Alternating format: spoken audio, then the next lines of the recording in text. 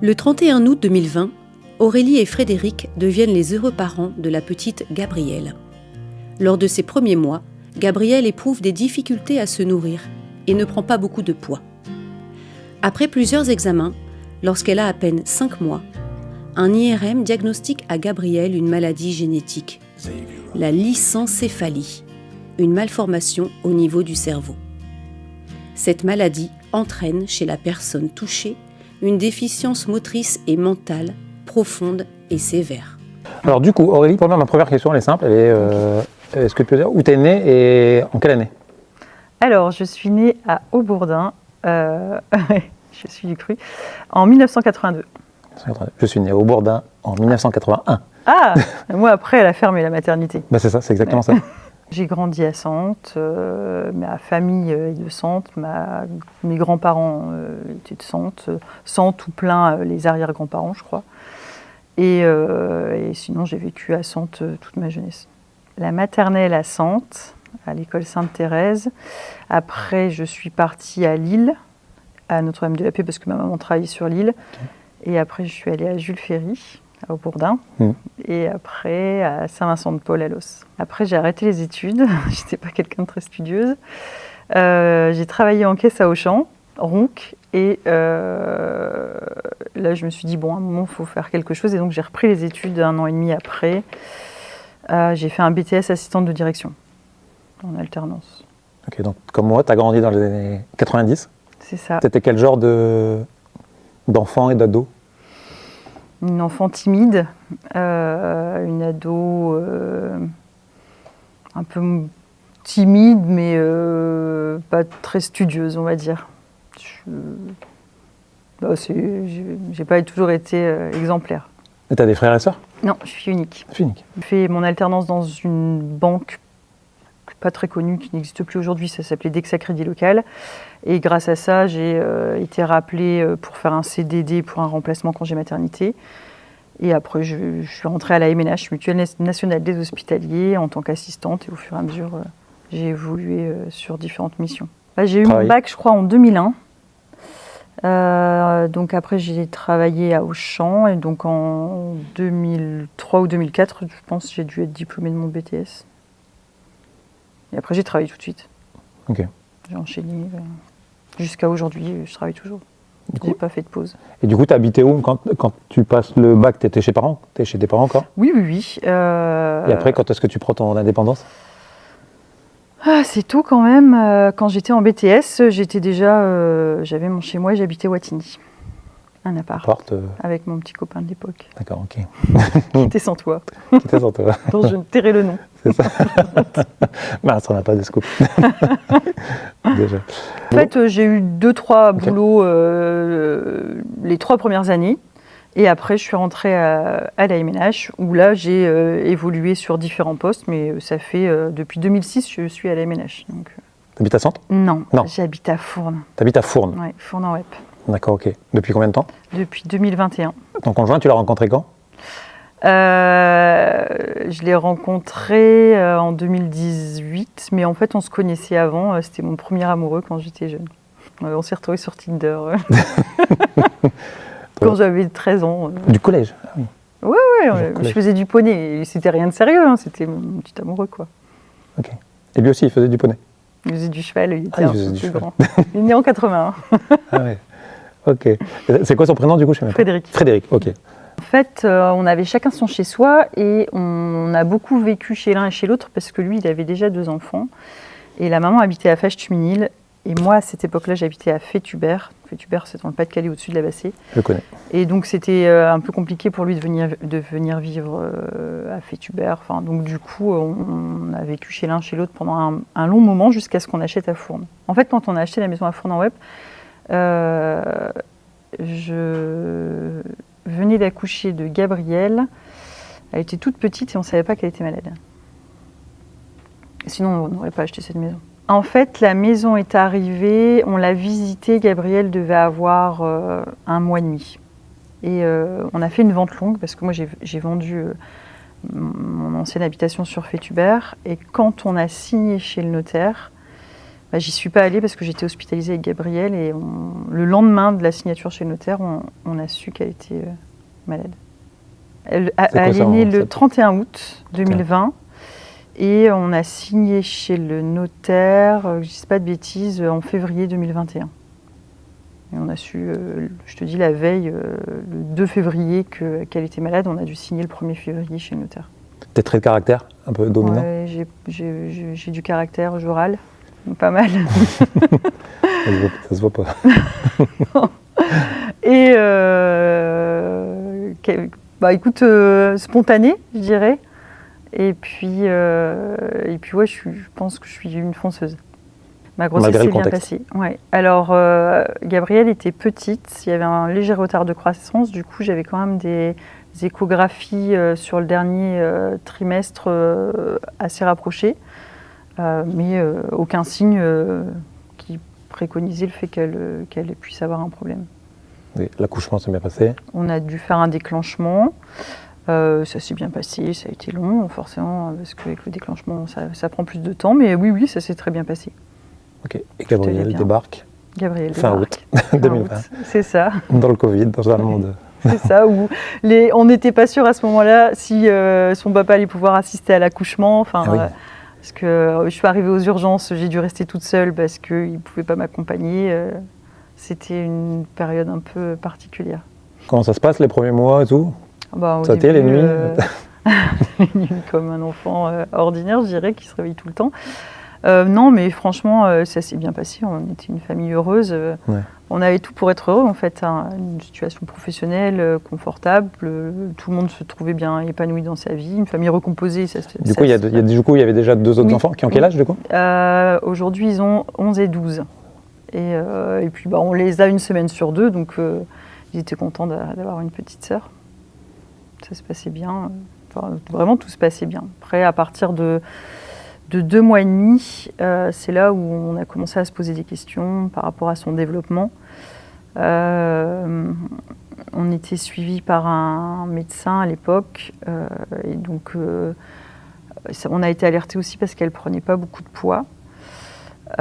Du coup, moi je l'allaitais à l'époque, et donc il a imaginé que ça pouvait être une allergie aux protéines de lait, donc on a arrêté l'allaitement, on lui a donné des biberons, lait-de-riz, on a fait plein de tests. Je pense qu'on a même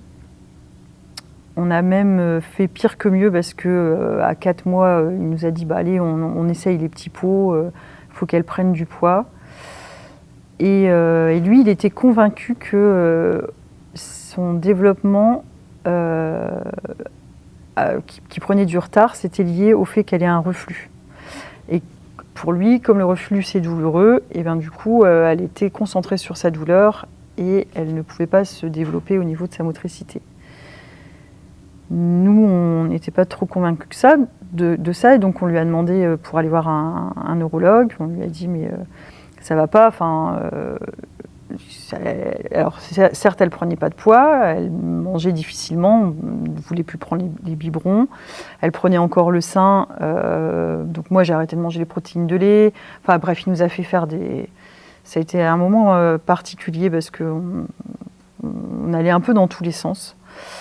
Et jusqu'au moment où je lui ai dit mais non, mais je voudrais vraiment aller voir un neurologue, pour moi il y a un problème avec Gabrielle, et il m'a dit mais non, je vais vous envoyer voir un gastropédiatre. Et le gastropédiatre, le docteur Lalanne, nous a reçus assez rapidement. Et quand on est arrivé dans son cabinet, il m'a dit mais votre fille, elle ne voit pas. Je dis pardon, non, votre fille a des problèmes de vue, elle ne voit pas. Et en réalité, donc il a fait des examens, il a ausculté, il nous a dit rentrez chez vous, vous la pesez avant et après chaque tétée, et lundi on fait le bilan. Et là, en fait, on s'est rendu compte que elle ne mangeait pas. On avait l'impression qu'elle tétait, mais en fait, elle n'avait plus assez de tonicité dans la bouche pour pouvoir réussir à prendre du lait. Et donc, quand je l'ai eu au téléphone le lundi, il m'a dit il n'y a pas d'urgence par rapport à son poids, on ne va pas s'alarmer, je vais vous organiser une hospitalisation, soit à Saint-Vincent-de-Paul, soit au CHR, à Gênes-de-Flandre. Et je vous rappelle. Enfin, moi, j'ai paniqué, hein, forcément, on parle de ma petite fille. Donc, je suis partie aux urgences à Jeanne de Flandre. Là, on a été hospitalisés. Et puis, donc on a été hospitalisés en gastropédiatrie, parce que c'était lié à son alimentation, sur le fait qu'elle ne grossissait pas. Et donc, elle a fait toute une batterie d'examens. Là, c'était hyper compliqué. Donc, je ne me souviens plus dans quel ordre, mais bon, il y a eu prise de sang, pH-métrie. Ils sont allés faire une échographie par le crâne. Ils ont fait vraiment un un EEG. Il y a eu plein d'examens pendant 15 jours. Tous les jours, on enchaînait les examens. Jusqu'au moment où on a réussi à avoir une place pour lui faire un IRM. Et en sortant de l'IRM, on n'a pas eu le diagnostic tout de suite. Il a fallu attendre des médecins. Et là, on s'est dit qu'il y avait un problème parce que c'est les neurologues qui sont venus en gastropédiatrie pour nous annoncer le diagnostic. Et là, ça a été la douche froide. Hein. Ils nous ont annoncé que Gabrielle, elle souffrait d'une maladie génétique qui s'appelle la lysencéphalie. Et donc, c'est un problème, c'est une malformation au niveau du cerveau. À la fin de la grossesse, c'est le cerveau qui se forme. Et normalement, toutes les neurones qui sont basées en bas du cerveau doivent migrer. C'est ce qui contrôle tout. Et pour Gabrielle, il n'y a pas une migration, donc elle a le cerveau totalement lisse. Ce qui veut dire qu'il n'y a rien qui fonctionne, ni le côté cognitif, ni le côté moteur. Il y a des enfants qui vont avoir une lysencéphalie partielle et qui vont avoir le cerveau partiellement lisse. Elle a le cerveau complètement lisse. Donc voilà, hein, on ne va pas se mentir, on s'est effondré. On ne s'attendait pas du tout à ça. Et le temps qu'on accuse le coup, on nous a guidés vers une assistante sociale pour faire un dossier MDPH. On nous a dit qu'il va falloir qu'elle fasse de la rééducation. Et puis voilà, ça a été hyper compliqué. Fred, c'est quelqu'un... moi, je suis assez émotive. Hein. Je vais regarder un film à la télé, je vais pleurer. Et Fred, c'est quelqu'un qui ne montre pas forcément ses émotions. Et c'est la première fois que je l'ai vu s'effondrer en pleurs à l'hôpital, dans le lit. Ça a été quand même assez dur, parce que tous tes projets, en un claquement de doigts, ils s'envolent. Et encore, à ce moment-là, on n'est pas encore bien conscient de ce qu'est le polyhandicap. Parce qu'elle est toute petite, et qu'on la porte, et qu'elle est là, et on ne se rend pas compte, en fait. C'est après, au fur et à mesure des étapes de la vie, où on la voit grandir, et elle est différente, et c'est compliqué. C'est compliqué. On prend encore conscience, je pense, aujourd'hui. Il y a des choses auxquelles on n'est pas préparé, en fait. On sait qu'elle va être polyhandicapée, mais à chaque étape de sa vie, on a des barrières pour plein de choses. Donc le diagnostic, il est fait très rapidement. Tu m'as dit, au bout de 2 mois, vous commencez à vous alerter. Au bout de 2 mois et demi, on se pose des questions. Et à 4 mois et demi, elle a été hospitalisée. Et 15 jours après, on a eu le diagnostic. Donc après, ils font des analyses génétiques pour savoir si c'est la faute à pas de chance ou si on est porteur du gène. Ce qui n'est pas le cas, ni lui ni moi ne le sommes. Et heureusement, même pour James et Susan, parce que il n'y a pas de risque pour eux s'ils ont des enfants. C'est une faute d'orthographe au moment de la conception. C'est un peu la faute à pas de chance. Ça s'appelle la lysencéphalie. Elle a ça, plus le syndrome de West. Le syndrome de West, c'est tout ce qui déclenche les épilepsies. Elle a une épilepsie pharmacorésistante. C'est-à-dire que on va réussir à stabiliser son épilepsie pendant un temps avec des médicaments, et puis son cerveau continue d'évoluer, et donc forcément ça recrée de l'épilepsie, donc on doit retrouver un nouveau traitement. On arrivera à stabiliser un temps, mais ça sera toujours à revoir au niveau de ces traitements d'épilepsie. Du coup, tu as dit que ça a impacté tout ce qui est moteur, tout ce qui est cognitif. Oui. En fait, la lysencéphalie, ça la rend polyhandicapée. Donc polyhandicap, c'est une déficience moteur et mentale profonde et sévère pour Gabrielle. Langage, du coup? Elle parle pas, elle ne sait pas manger du coup, par... Là maintenant, elle a quel âge du coup? Donc maintenant elle a 4 ans, un peu plus de 4 ans. Et je continue. Donc là elle a 4 ans et donc elle ne parle pas, elle ne tient pas assise, elle ne marche pas. Il y a quand même des vocalises. Hein, il y a une communication, c'est-à-dire qu'elle n'a pas de trait autistique. Quand tu la regardes, quand tu veux essayer de communiquer avec elle, quand elle nous reconnaît, elle nous sourit, c'est juste qu'elle ne sait pas communiquer. Donc elle a un suivi hyper soutenu avec plein de thérapeutes différents, notamment une orthophoniste pour essayer de mettre en place un moyen de communication. Du coup, mais elle a la conscience de ce qui l'entoure, des gens? Alors, elle a conscience de ce qui l'entoure et des gens. Elle a été à la crèche, il y avait quand même un échange avec les enfants. Elle les regardait, elle souriait. Maintenant, Gabrielle, elle ne sait pas utiliser ses mains. Gabrielle, elle ne sait pas communiquer. Alors, elle sait faire comprendre quand elle n'est pas d'accord, elle va râler, elle va pleurer. Quand elle est douloureuse, elle va pleurer. Quand elle est contente, elle sait aussi montrer son contentement, mais après, au niveau de la communication, c'est difficile de trouver un moyen de communication parce qu'en plus de ça, elle a une cécité corticale. C'est-à-dire que, alors, elle a une correction, mais pas que. C'est-à-dire que ce qu'elle va voir, eh bien, ce qu'elle voit, le message ne va pas forcément être envoyé au cerveau. Et donc, du coup, il y a des choses qu'elle voit, mais qu'elle ne comprend pas. Il y a des... Je ne sais pas comment expliquer, c'est pas évident, mais en gros, à la maison, on a des chats. Le chat va passer devant elle, elle ne calcule pas le chat. Et par contre, il y a d'autres choses qu'elle va voir, comme les visages, nos visages à nous. Si on se met bien près d'elle, elle va nous reconnaître. À la crèche, c'est pareil. Avec les enfants, elle les voyait. Il y a des jeux pour lesquels elle ne va pas y porter intérêt, donc c'est tout, elle ne se retourne pas dessus. Par contre, il y a d'autres jeux qu'elle connaît, tout ce qui est contrasté, lumineux, ou alors qui va faire du bruit, ça va l'attirer, donc elle est en capacité de jouer. À la maison, on a un petit piano qui s'éclaire quand elle appuie sur les touches, alors elle ne sait pas jouer du piano comme un enfant ordinaire, mais elle va s'amuser avec en tapant dessus, et l'interaction avec le bruit, tout ça, ça l'anime, et du coup elle a envie de continuer. Du coup, sa condition, elle peut s'améliorer? Elle peut gagner, ça va se travailler, ça se travaille Alors on ne fera pas de miracle, c'est-à-dire que on ne sait pas. En fait, on part d'une table rase. Donc, il se peut qu'il n'y ait pas d'amélioration. En tout cas, si on veut que ça s'améliore, il faut travailler parce que ça ne se fera pas tout seul.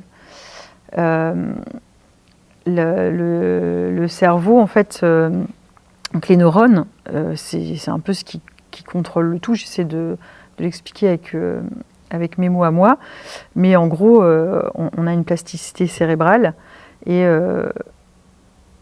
ça peut continuer à se développer. Il y a des neurones qui peuvent continuer à se reconnecter entre elles, ce qui permettra à ce qu'elles puissent réussir à faire des choses. Maintenant, est-ce que ce sera un bon maintien de tête? Est-ce que ce sera la posture assise? Est-ce qu'un jour elle saura utiliser ses mains et attraper des objets pour jouer avec?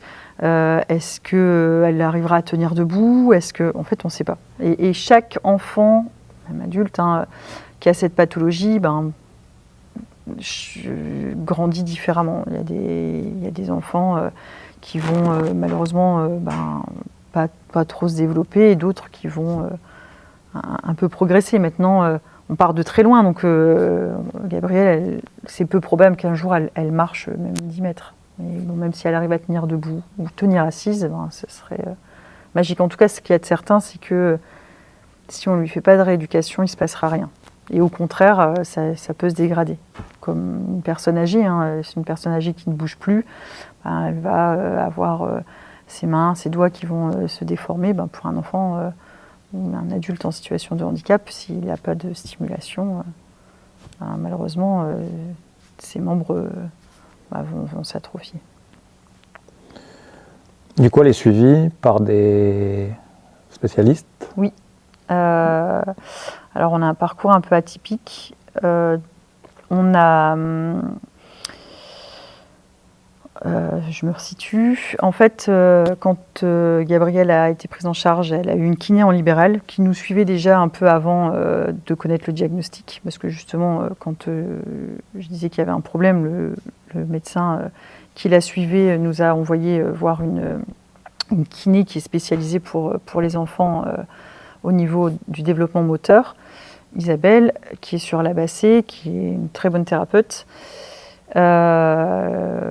nous a suivis, et quand on a eu le diagnostic, elle nous a dit surtout il ne faut pas aller à tel endroit parce qu'ils n'ont pas bonne réputation, et donc du coup on n'a pas pu rentrer dans le système parce que c'est très sectorisé, c'est-à-dire qu'au démarrage, quand on a un enfant en situation de handicap, on est d'abord suivi par le CAMS, ensuite on est sur liste d'attente pour qu'il intègre une structure type IEM, IME. Entre deux, on peut avoir une prise en charge aussi par le CESAD. Le CESAD, c'est une structure qui intervient à domicile ou sur le lieu de vie de l'enfant. Et donc, nous, quand on a dû intégrer le CAMS, on nous a dit de ne pas aller à cet endroit-là. Donc, on n'est pas allé. Donc, on a commencé son suivi en libéral. Donc, Isabelle, elle faisait 3 séances. Donc, sa kiné faisait 3 séances par semaine. Ensuite, on a commencé à faire de la psychomotricité, de l'orthophonie. Et puis, à côté de ça, on ne s'est pas arrêté là parce qu'on a cherché sur les réseaux sociaux pour voir un peu, parler d'abord avec des parents qui étaient dans la même situation que nous, aussi par curiosité, pour savoir les enfants qui ont une licencéphalie, qu'est-ce qu'ils viennent, est-ce qu'ils vivent longtemps, est-ce que, comment ils évoluent en fait, parce que entre ce que disent les médecins et la réalité, il y a des fois un fossé. Et puis, on ne nous dit pas grand-chose, en fait. On sort de l'hôpital avec un diagnostic, avec il faut que vous fassiez ça, mais après, on se retrouve un peu avec Gabrielle et on est un peu démunis parce que il n'y a personne dans notre entourage qui est concerné, qui sait quoi faire, comment faire. Puis ce que je n'ai pas dit aussi, c'est que le fait qu'elle ne sache pas s'alimenter, du coup, elle a été sondée avec une sonde nasogastrique, et donc on la nourrissait à travers cette sonde. Et comme c'était en plein Covid, au bout d'un certain temps, quand les enfants ne se réalimentent pas par eux-mêmes, on les équipe d'une gastrostomie, donc on fait un petit trou dans le ventre, on vient rapprocher l'estomac et on les nourrit directement avec une sonde par le ventre. Et donc il y avait tout ça à assimiler, les soins, on devient parent, mais en même temps on devient soignant. En même temps, on devient thérapeute. En même temps, ça a été c'est pas comme ça qu'on imagine notre vie en fait. Moi, j'étais en congé maternité, il fallait que je reprenne le travail. Sauf que tu peux pas reprendre le travail parce que ton enfant, la nourrice qui était censée la garder n'est pas du tout formée pour l'accompagner. Donc, tu te retrouves à prendre un arrêt maladie. Le temps de trouver des solutions. Enfin, ça a été un sacré chamboulement. Tous tes projets, tu reviens en arrière. Tu peux pas faire ce que tu avais imaginé.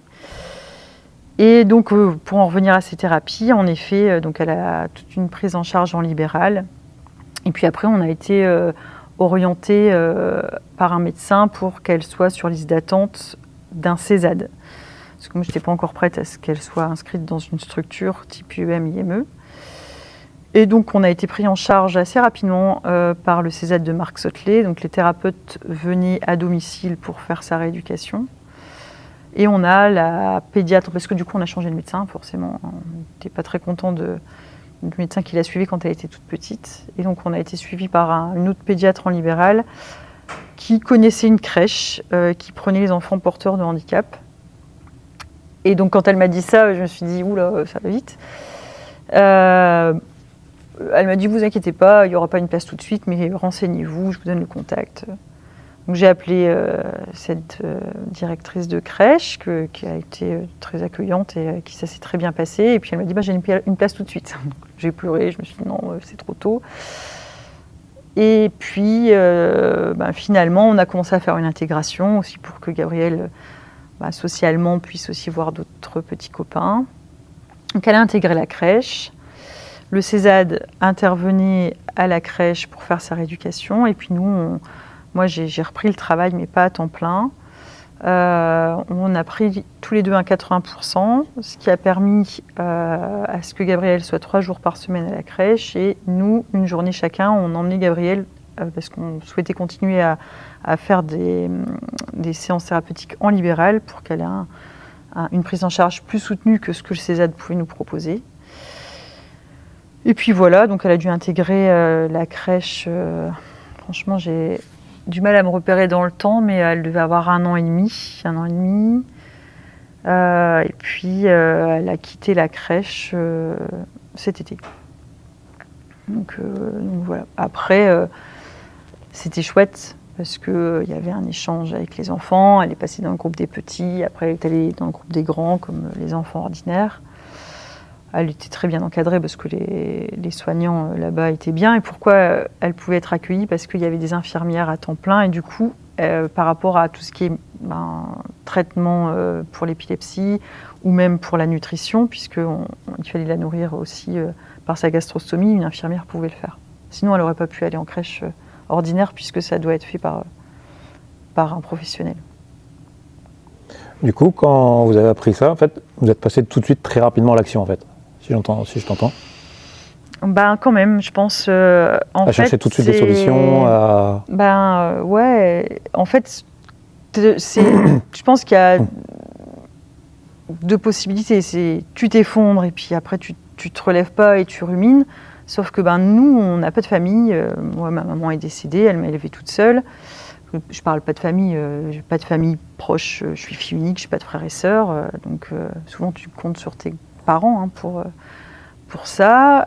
Fred, lui, il a sa maman, mais qui est plus âgée, donc on n'avait pas d'autre choix que de gérer en fait. Puis moi, c'est pas trop dans mon tempérament de me laisser aller, et elle était là en fait, donc il fallait bien trouver des solutions, s'en occuper. Et puis, oui, on a été dans l'action. Je pense que le fait de se mettre aussi dans l'action, ça évite de cogiter et de se morfondre sur soi-même. En tout cas, c'est ma façon à moi de réagir.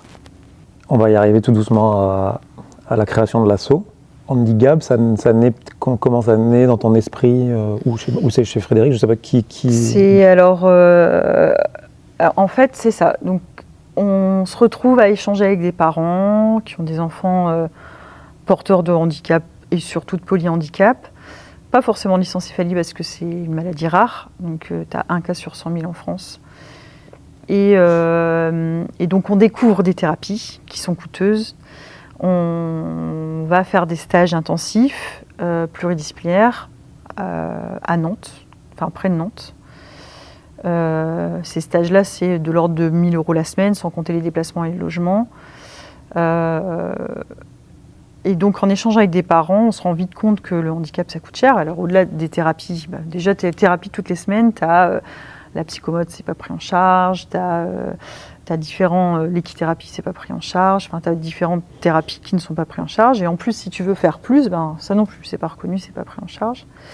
Et donc, en échangeant avec des parents, on s'est vite rendu compte que ça coûtait cher, qu'on a aussi du matériel après qui est arrivé. Il faut une poussette adaptée parce qu'arrivé un temps, elle ne peut plus aller dans une poussette ordinaire parce qu'elle est trop grande.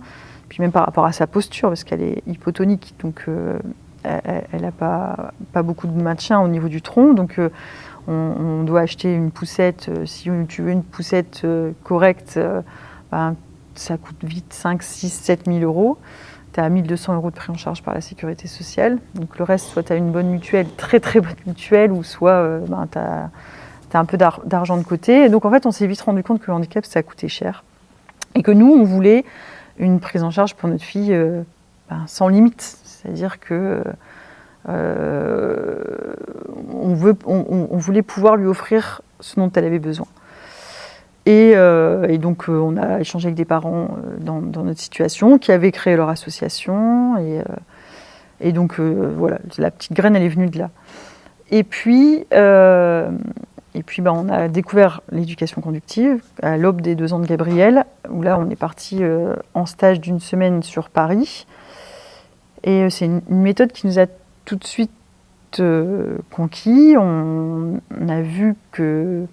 Alors elle avait fait des stages pluridisciplinaires, c'était bien, mais on n'a pas trouvé une efficacité... C'était très morcelé malgré l'intensivité, mais ça ne correspondait pas à notre fille.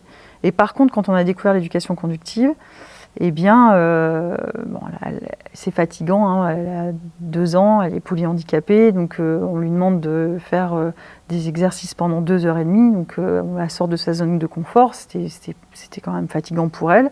Mais malgré tout, à la fin de cette semaine-là, on s'est dit, waouh, en fait, c'est ça qu'il faut pour notre fille. Éducation conductive. Éducation conductive. Ça consiste en quoi? En fait, c'est une méthode qui a été créée dans les années 40 en Hongrie par un pédiatre, Andrea Peito, qui consiste à prendre l'enfant. En fait, cette méthode, elle a été créée dans les années 40 pour les enfants ou adultes ayant une paralysie cérébrale, souffrant de paralysie cérébrale.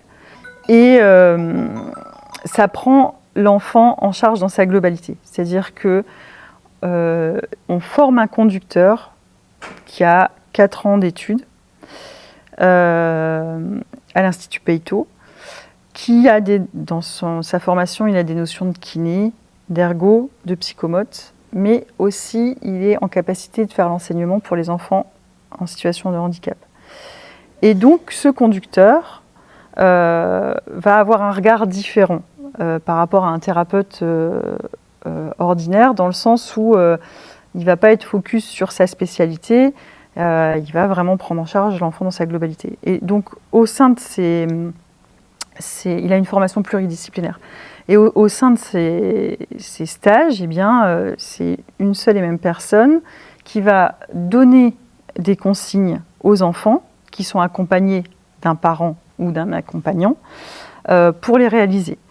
Et on y travaille tout, c'est-à-dire qu'il va mettre l'enfant, on va démarrer par des petits massages pour échauffer les membres, et ensuite on va travailler les retournements, on va travailler la posture assise, on va travailler la posture debout, on va travailler l'apprentissage de la propreté. Moi, Gabrielle, en sachant qu'elle était polyhandicapée, ça ne me serait pas venu à l'idée de la mettre au pot, parce qu'il y a tellement de choses à faire. Et bien eux, dans cet apprentissage, il y a la mise au pot. Il va y avoir aussi l'apprentissage de la cuillère, pour que l'enfant apprenne à gagner en autonomie et à manger tout seul. Il va y avoir aussi le développement cognitif à travers des activités manuelles. Et donc, dans ces stages, alors en fonction de l'âge, quand on a démarré, nous c'était que la matinée. Après, Gabrielle a grandi, et après ses 3 ans, elle a pu faire des journées complètes. Et donc sur une journée complète, l'enfant va être pris en charge dans sa globalité, et tout est travaillé. Et forcément que c'est bien plus porteur qu'une prise en charge ordinaire où tu vas la mettre en structure dans un IEM ou dans un IME. Ça a le mérite d'exister et c'est très bien. Je n'ai pas de jugement là-dessus, sauf que si elle est en structure ou même quand elle est prise en charge par le CESAD, eh bien, ça va être 2 séances de kiné, une séance de psychomote, une séance d'orthophonie sur sa semaine. Et si à ce moment-là, elle n'est pas disponible parce qu'elle est fatiguée ou ça ne va pas, il n'y a pas de séance, c'est reporté à la semaine prochaine. Tandis que là, tout au long de la journée, elle est stimulée. Donc, il y a un programme d'exercice et c'est le même programme d'exercice qui est réalisé tous les jours. Et en fonction de son évolution, les exercices vont être adaptés. Et le but, c'est qu'elle gagne en autonomie dans ses gestes quotidiens. Et donc, forcément, ce n'est pas comparable entre une prise en charge morcelée et une prise en charge plus complète. Donc nous, on a vraiment adoré ça. On a trouvé que ça convenait à Gabrielle et à son rythme. Et c'est à partir de là où on s'est dit, en fait, on va créer une association. On va, à l'intérieur de cette association, y mettre les besoins de Gabrielle, parce que c'est aussi pour ça qu'on l'a créée. Mais surtout, on va mettre qu'on souhaite ouvrir un centre d'éducation conductive. Mais avant d'en arriver là, on a fait plein de stages dans différentes écoles en France, puisque il existe une dizaine d'écoles en France. Donc on a fait Paris, Bayeux, le Tarn, la Bretagne, la Normandie. Il y a 2 écoles en Normandie, on a fait Bayeux et Maucomble. Et à force de faire tous ces voyages, parce que c'est quand même assez éprouvant, on part avec Gabrielle, mais avec tout le matériel de Gabrielle. Souvent, je partais toute seule avec elle pendant 15 jours. C'est des frais, c'est de la fatigue, et c'est surtout de la frustration parce que c'est chouette pendant 1 semaine, 2 semaines, et puis après ça s'arrête et on revient dans notre quotidien. Et c'est ça en fait qui nous a aussi motivés, c'est de pouvoir lui offrir une solution adaptée à ses besoins. Et en plus, ça peut être bénéfique aussi pour d'autres enfants qui sont dans la même situation. Donc c'est ce qui nous a motivés à créer l'association Handicap. Dans le Nord, il n'y en a pas? Alors dans le Nord, il existe un centre d'éducation conductive, mais qui a été créé aussi par une maman qui a une petite fille qui est plus âgée maintenant en situation de handicap, mais elle fait des stages 1 semaine pendant les vacances scolaires et pas à chaque vacances scolaires. Et en plus, c'est pour des enfants qui ont un développement cognitif un peu plus évolué et c'est pas ouvert à l'année. Nous, ce qu'on veut, c'est vraiment faire. Alors, on démarre avec des stages comme tous les centres ont ouvert, en démarrant comme ça, mais le but, c'est de faire une école qui soit ouverte à l'année et qui puisse accueillir un groupe d'enfants pour que ces enfants puissent évoluer ensemble comme dans une école ordinaire. Et donc, le but de l'asso, c'est récolter des fonds. Récolter des fonds. Pour créer cette école. Pour créer cette école et surtout financer le salaire de la conductrice. Il faut faire venir une conductrice, qu'elle s'installe en France. Et c'est pour ça que pour l'instant on démarre par des stages, parce qu'il faut trouver la personne qui veuille bien se délocaliser. Et la masse salariale, c'est ce qui coûte le plus cher. Donc idéalement, on démarre, on a démarré d'ailleurs, on a organisé une première session de stage pendant 6 semaines. Donc on va répéter ça à plusieurs reprises, jusqu'à ce que déjà on arrive à se démarquer au niveau de la RS pour qu'eux aient envie de nous accompagner. Ensuite, quand on aura trouvé notre perle rare qui veuille bien s'installer avec nous, on embauchera la conductrice. Donc on continuera à récolter des fonds tant qu'on n'a pas de financement public pour payer cette conductrice. Et quand on aura une reconnaissance, je l'espère, par la RS, le but c'est d'embaucher la conductrice et d'embaucher un accompagnant par enfant pour que les parents qui accompagnent actuellement leur enfant puissent aussi se libérer, récupérer du temps pour eux et avoir du répit ou reprendre une activité professionnelle. Quand tu dis ouvrir une école, du coup, concrètement, ça serait il faut combien de pièces, je veux dire, combien de mètres carrés il faut, Alors, l'idéal, c'est d'avoir un espace entre 100 et 150 mètres carrés.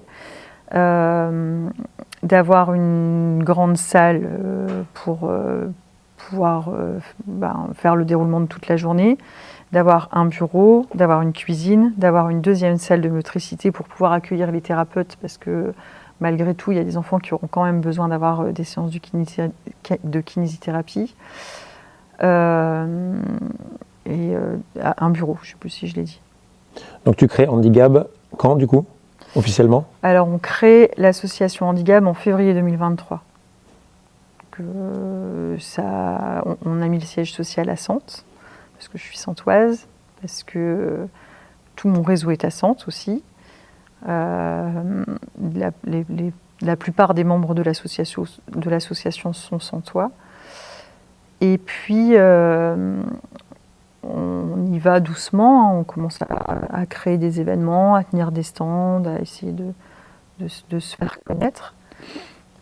Et puis, on continue à faire les stages avec Gabrielle. Et parallèlement, je vais rencontrer des maires de communes. Donc, d'abord le maire de Sentes, avec qui on a échangé, on a été très bien accueillis, puisque il est très sensible à notre cause. Ensuite, on a fait plusieurs communes. On a rencontré le maire d'Herly, qui avait un espace qui était disponible presque immédiatement, sans travaux, rénové, accessible aux normes. parce que c'est pas évident, hein. Il faut aussi que ce soit accessible, qu'il n'y ait pas de marche, mais qu'il y ait les accès avec les portes à l'intérieur assez suffisants, pour pouvoir accéder avec des fauteuils roulants. Et le maire d'Herly a été très très sensible à notre cause et il m'a dit moi j'ai un espace, Madame Gillon, qui fait à peu près 80 mètres carrés.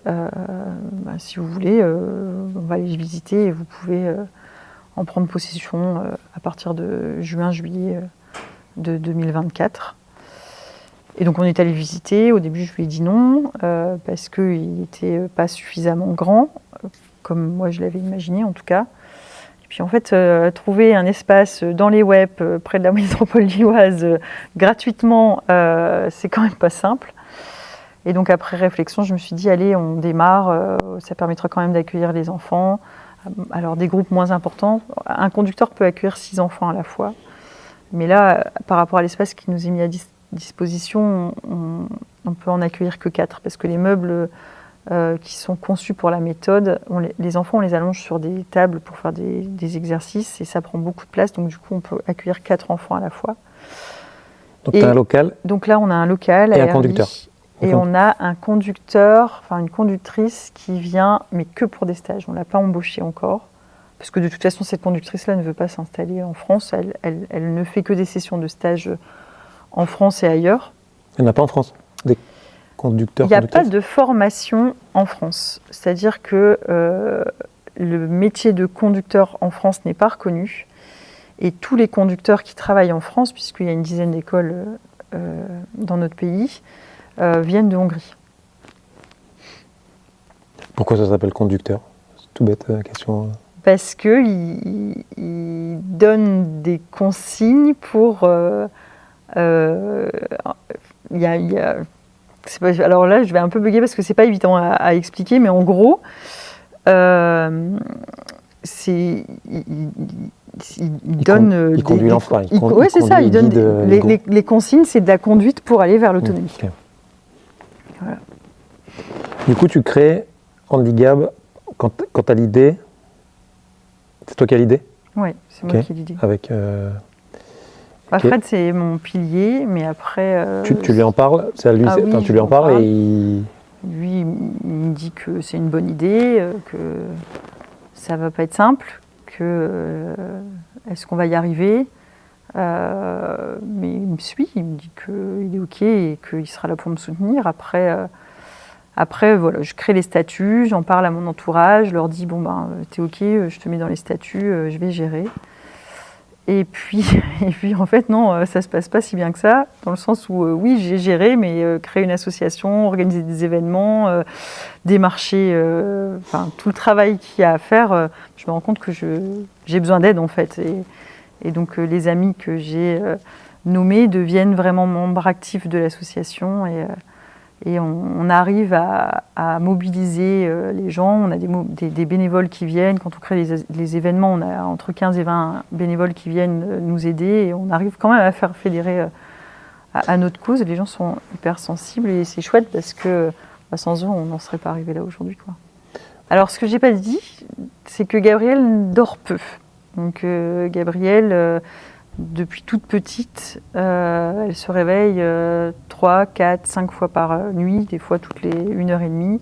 Après, moi, ça cogite. Donc je pense que tout ça, c'est venu grâce à tout ce temps libre la nuit. Et ouais, c'est ça en fait. J'ai pas beaucoup de temps, j'ai pas beaucoup d'heures de sommeil. Mais en fait, quand on est contrarié, on ne trouve pas le sommeil. Donc du coup, forcément, ça a cogité. Et je pense que c'est venu de là. Parce que tu étais contrarié. Parce que j'étais contrariée. Et en fait, je culpabilisais. C'est la culpabilité de ne pas faire suffisamment pour ma fille. Le plus important, c'était ça. C'était de lui trouver une solution.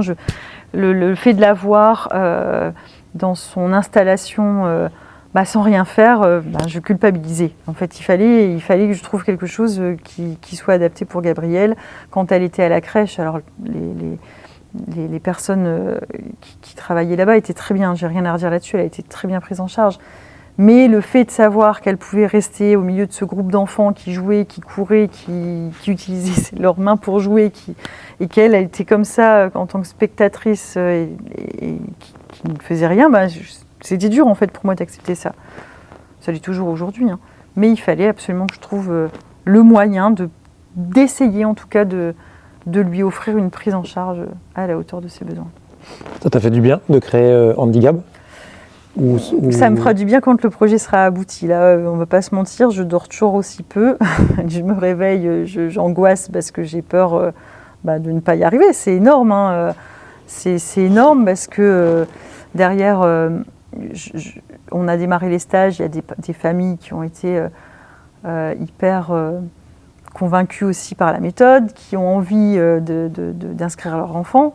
Mais pour qu'il y ait une prise en charge à l'année, il faut réussir à récolter suffisamment de fonds pour que le salaire de la conductrice soit absorbé par l'association et que ça ne soit pas trop onéreux pour les familles. Donc en fait, non, pour l'instant, je ne suis pas encore soulagée. Là. Je suis très stressée, très angoissée parce que le projet n'est pas abouti et qu'il y a encore beaucoup, beaucoup, beaucoup de travail. Mais je suis quand même très, très contente que les premiers stages aient eu lieu, de voir ses enfants et ses parents pouvoir échanger entre eux, parce que quand tu rentres dans le monde du handicap, tu es un peu isolé. Alors, même si j'ai mes amis qui sont présents, il n'y a personne qui sait ce que tu vis. Il n'y a personne qui se rend compte de la galère, à tout niveau. Tu veux partir en vacances, c'est compliqué. D'ailleurs, on part peu en vacances. On n'est parti qu'une fois en vacances depuis que Gabriel est né. Partir en vacances, c'est compliqué. Aller te faire un ciné, c'est compliqué. Trouver une personne pour garder ton enfant en situation de handicap qui n'est pas nourri de façon ordinaire, qui fait des crises d'épilepsie, tu ne trouves pas facilement non plus. Tout est compliqué. Et même si, je te dis, on est bien entouré, il n'y a personne qui comprend ça parce qu'il n'y a personne qui le vit. Et même moi, avant, si j'avais eu en face de moi quelqu'un qui était dans ma situation d'aujourd'hui, je ne l'aurais pas comprise parce que tant que tu ne le vis pas, tu ne sais pas à quel point c'est difficile.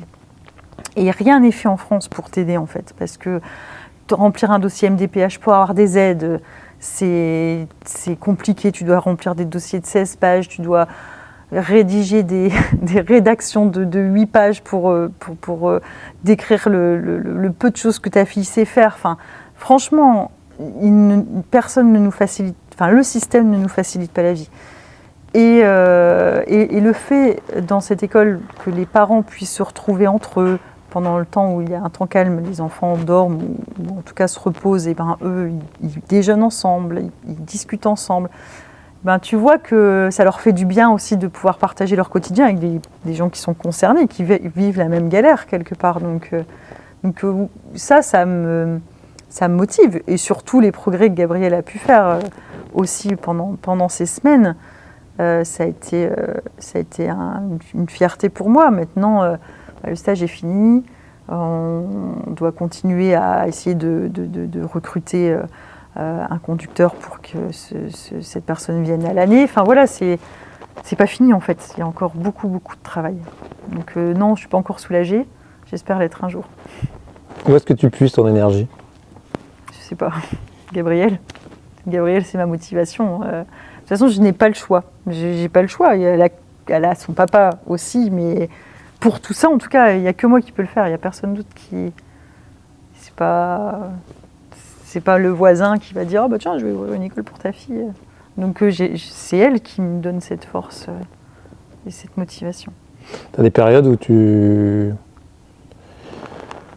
perds un peu espoir. Enfin, il y a des périodes où tu es...